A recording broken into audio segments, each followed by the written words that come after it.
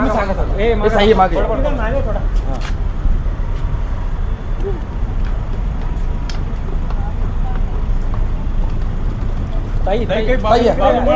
कागदपत्रांचा दुरुपयोग झालेला आहे. तुमचे जे खातं आहे ते बनावट आहे. आपल्या तिथे सह्या नाही आहेत. एकही रुपयाची आपण उलाढाल केलेली नाहीये. तुम्हाला कल्पना होती का समता पतसंस्थेमध्ये तुमच्या नावाची खाती कसं माहित झालं? आपल्या मीडियावरती पाहिलं आणि आम्ही आलोय. अजूनही आम्हाला कोणतीही नोटीस पोहोचलेली नाही. तुमच्या कागदपत्र पाहिली ती तुमचीच होती का बनावट होती ती? कागदपत्र बनावट आहेत. सह्या सुद्धा आपल्या बनावट आहेत. तर पुढचा तपास आपले करतात. तुमची देखील फसवणूक झाली आहे. या संदर्भात अगोदर असा गुन्हा एक दाखल झालाय जास्त त्यांच्याकडून. तुम्ही देखील दाखल करणार आहात का गुन्हा या संदर्भात? ते आम्ही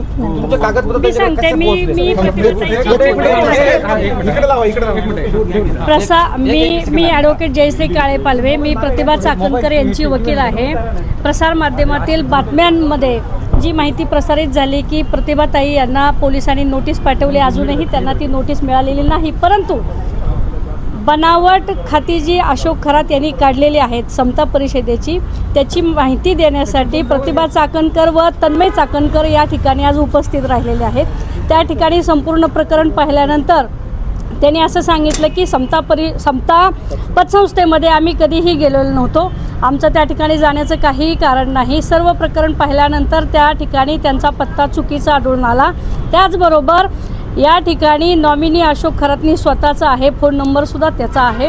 हे सर्व सिद्ध झाल्यानंतर त्या ठिकाणी अनेक सह्यांचे नमुने प्रतिभा चाकणकर व तन्मय चाकणकर यांनी त्या ठिकाणी पोलिसांना दिले.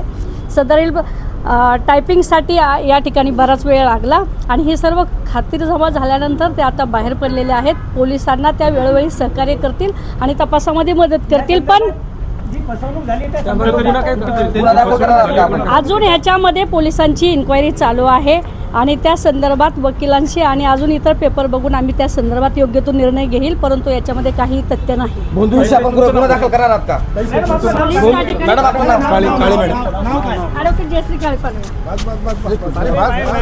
जयश्री काळे पालवे.